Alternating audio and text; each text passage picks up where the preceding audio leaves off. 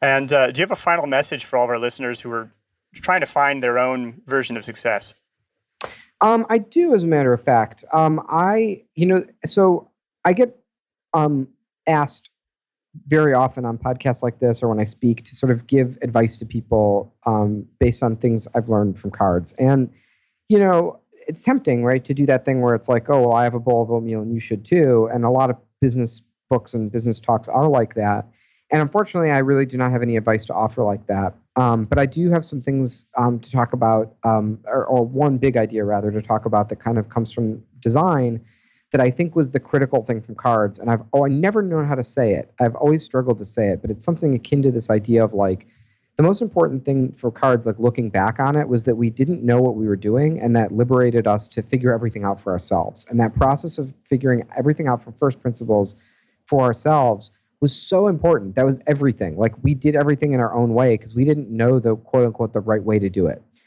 That's the thing. And I really struggled to say that. And, I was, someone sent me this book, and it's called 101. It's kind of a famous design book. It's called 101 Things I Learned in Architecture School by Matthew Frederick. Definitely recommend the book. It's very interesting. It's not really about architecture. It's really about problem solving and design. But he says there's one page in this book that fucking blew my mind, and it is the best articulation of this idea that I've ever seen. And he says that I'll just read these. If there's time, I'll just read these sort of 9 bullet points for you, because like every single one of them is like the smartest thing I've ever heard. And he says, the title of this is process-oriented, not product-driven, is the most important and difficult skill for a designer to develop.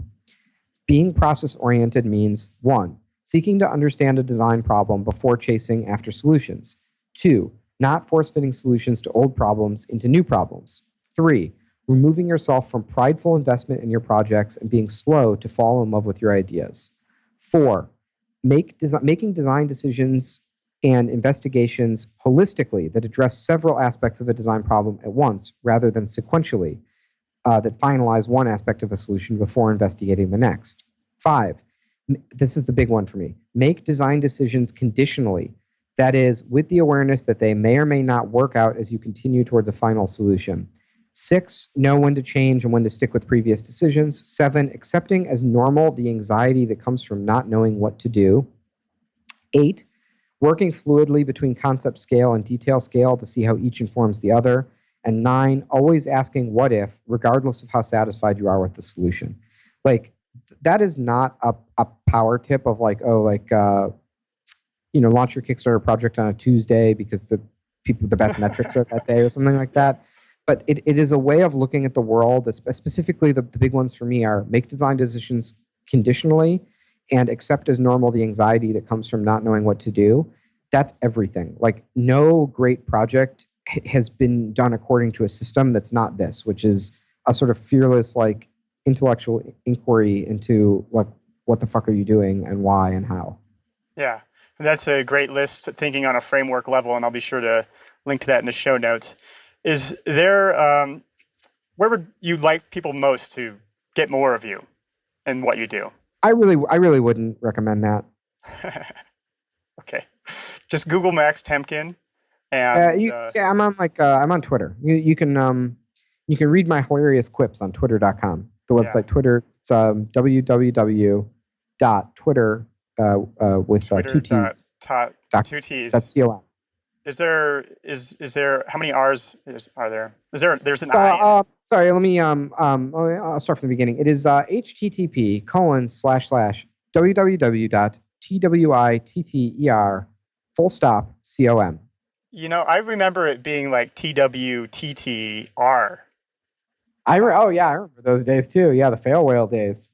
It's too bad they couldn't got that for their ticker symbol. They had to get rid of an R or a T.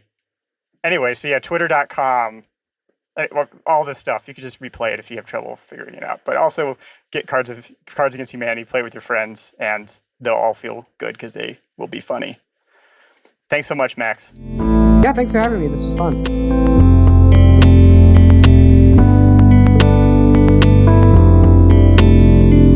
Love Your Work is brought to you in part by Audible, and they'd like to give you a free audiobook. Choose from over 180,000 audiobooks on any subject you can imagine.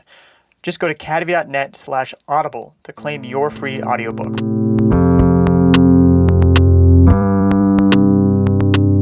I hope you laughed as hard listening to that interview as I did, and I hope you got an understanding of the deep psychology that helped make Cards Against Humanity so popular.